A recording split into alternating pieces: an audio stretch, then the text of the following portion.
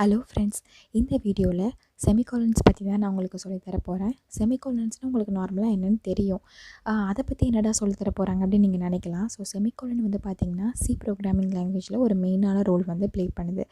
என்னவா வந்து ப்ளே பண்ணுதுன்னு சொல்லி வந்து பார்த்திங்கன்னா, ஒரு ஸ்டேட்மெண்ட் டெர்மினேட்டராக அது வந்து ஆக்ட் ஆகுது. ஸ்டேட்மெண்ட் டெர்மினேட்டர்னா என்ன, இப்போ நமக்கு வந்து தெரியும் ஒரு லைனில் வந்து நம்ம கோடு எழுதுகிறப்ப அந்த கோடு அங்கே முடிஞ்சிருச்சு, நெக்ஸ்ட் லைனில் வரப்போ ஓகே அடுத்த லைன் ஸ்டார்ட் ஆகுதுன்னு நம்ம நினைப்போம். ஆனால் வந்து கம்பைலருக்கு அது வந்து அண்டர்ஸ்டாண்ட் ஆகாது.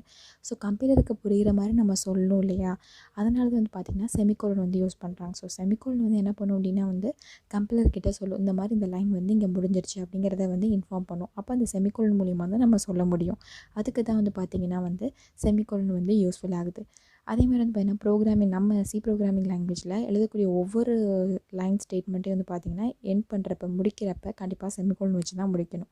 அப்போ தான் நமக்கு வந்து பார்த்திங்கன்னா எந்த ஒரு எரருமே வராது. நீங்கள் செமிகோலன் வச்சு டெர்மினேட் பண்ணாமல் நீங்கள் கோட் எழுதுனீங்கன்னா கண்டிப்பாக எரர் தான் வரும்.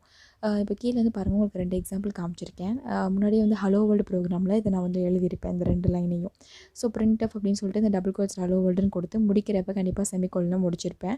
அதேமாதிரி ரிட்டர்ன் 0 அப்படின்னு சொல்லி எழுதுகிறப்போ இந்த மாதிரி செமிகோலன் வச்சு முடிச்சிருப்பேன். பாருங்கள், அந்த விண்டோ நான் ஓப்பன் பண்ணி காட்டுறேன், உங்களுக்கே தெரியும். இங்கே வந்து பார்த்திங்கன்னா இந்த பிரிண்ட் ஆஃப் ஸ்டேட்மெண்ட்லேயும் செமிகோலனை வச்சு நான் முடிச்சிருக்கேன். அதே மாதிரி இங்கேயும் வந்து பார்த்தா ரிட்டர்ன் ஸ்டேட்மெண்ட்லேயும் செமிகோலன் வச்சு முடிச்சிருக்கேன். அப்படி நான் முடிக்க விட்டேன்னா கண்டிப்பாக எரர் வரும். இது உங்களுக்கு நான் பண்ணி காட்டுறேன். ரிட்டர்ன் ஸ்டேட்மெண்ட்டில் இருக்கக்கூடிய செமிகோலனை எடுத்துகிட்டு இப்போ சேவ் பண்ணுறேன். சேவ் பண்ணி ஃபஸ்ட்டு பில் பண்ணிக்கிறேன். பில் பண்ணுறப்ப வந்து பார்த்திங்கன்னா உங்களுக்கு எரர் எக்ஸ்பெக்டட் அப்படின்னு சொல்லி வருது.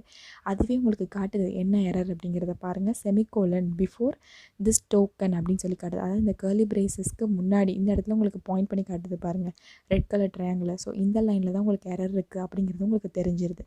அப்போ என்ன எரர் அப்படின்னு உங்களுக்கு தெரியணும் அப்படின்னா வந்து கீழே இந்த பில்டு மெசேஜஸில் இருக்கு இல்லையா? ஸோ இங்கே வந்து பார்த்திங்கன்னா உங்களுக்கு காட்டுது என்ன எரர்னு வந்து பார்த்திங்கன்னா எக்ஸ்பெக்டட் செமிகோலன் நீங்கள் போடணும் மறந்துட்டீங்க அப்படிங்கிறத காட்டுது. பிஃபோர் இந்த டோக்கனுக்கு முன்னாடி, அதாவது இந்த க்ளோஸ்டு கர்லி பிரேசஸ்க்கு முன்னாடி செமிகோலன் போடணும் அப்படிங்கிறத நமக்கு வந்து இன்ஃபார்ம் பண்ணுது. ஸோ இந்த மாதிரி நம்ம ஒரு சின்ன எரர் பண்ணால் கூட வந்து பார்த்திங்கன்னா இந்த மாதிரி ரெட் கலர் ஸ்கொயர் பாக்ஸ் இருக்கு இல்லையா? ஸோ இந்த மாதிரி இண்டிகேட் பண்ணுது. அது என்ன எரர் அப்படிங்கிறதையும் மோஸ்ட்லி சொல்கிறனால தான் என்ன ஐடிஇ வந்து எல்லாருமே ப்ரிஃபர் பண்ணுறாங்க. நம்ம தனியாக நோட் பேடில் கோட் எழுதி அது இன்னொரு ஜிசிசி கம்பைலர் வச்சு நம்ம தனியாக பண்ணுறதுக்கு கொஞ்சம் கஷ்டமாக காம்ப்ளிகேட்டாக இருக்கனால அதில் தான் வந்து பார்த்திங்கன்னா இந்த மாதிரி கலர்ஸ்லாம் டிஃப்ரெண்ட்டாக நமக்கு தெரியாது. ஸோ கலர்ஸ் டிஃப்ரெண்ட்டாக இருக்கனால நமக்கு வந்து இன்னும் கொஞ்சம் இன்ட்ரெஸ்டிங்காக இருக்கும் இந்த மாதிரி கோட் எழுதுறதுக்கு. அதனால தான் வந்து பார்த்திங்கன்னா ஐடிஇஸ் வந்து மோஸ்ட்லி ப்ரிஃபர் பண்ணுறாங்க.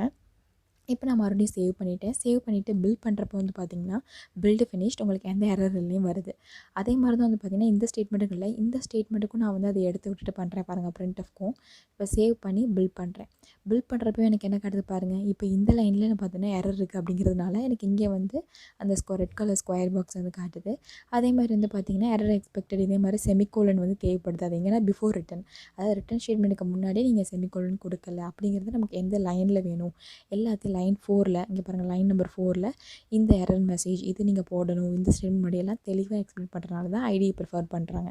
ஓகே, இப்போ சேவ் பண்ணிவிட்டு நான் மறுபடியும் என்ன பண்ணுறேன்னா பில் பண்ணுறேன். இப்போ வந்து பார்த்திங்கன்னா எந்த ஒரு எரரும் இல்லை. ரன் பண்ணுறப்போ வந்து பார்த்திங்கன்னா ஹலோ வேர்ல்டு பிரிண்ட் ஆகுது. இப்போ அதனால தான் நான் என்ன சொல்கிறேன் அப்படின்னா செமிகோலன் அப்படிங்கிறது வந்து பார்த்திங்கன்னா ரொம்ப ரொம்ப முக்கியம். நம்ம கம்பைலர்கிட்ட கண்டிப்பாக இன்ஃபார்ம் பண்ணி ஆகணும் ஒரு லைன் வந்து எண்ட் ஆகுது அப்படிங்கிறது. அதனால் ஒவ்வொரு லைன் ஸ்டேட்மெண்ட்டையும் வந்து ப்ரோக்ராம் லாங்குவேஜில் முடிக்கிறப்ப செமிகோலன் வச்சு டெர்மினேட் பண்ணுங்கள் ஃப்ரெண்ட்ஸ். நெக்ஸ்ட் வீடியோவில் கமெண்ட்ஸ் பற்றி தான் நான் உங்களுக்கு சொல்லித்தர போகிறேன். ஸோ அந்த வீடியோ பார்க்குறதுக்கு முன்னாடி நம்ம சேனல் இது வரைக்கும் சப்ஸ்கிரைப் பண்ணவங்க கீழே சப்ஸ்கிரைப் பட்டன் இருக்கும், அந்த மறக்காமல் கிளிக் பண்ணுங்கள். அப்படியே பக்கத்தில் பெல் நோட்டிஃபிகேஷன் ஐக்கான் இருக்கும், அதையும் கிளிக் பண்ணுங்கள். அப்போ தான் உங்களுக்கு ஃபர்தராக நோட்டிஃபிகேஷன்ஸ் காட்டும் நான் வீடியோஸ் அப்லோட் பண்ணுறப்ப. EduTut சேனலில் உள்ள வீடியோஸ் எல்லாம் உங்களுக்கு யூஸ்ஃபுல்லாக இருந்துச்சுன்னா உங்கள் ஃப்ரெண்ட்ஸ்க்கு ஷேர் பண்ணி சப்போர்ட் பண்ணுங்கள் ஃப்ரெண்ட்ஸ்.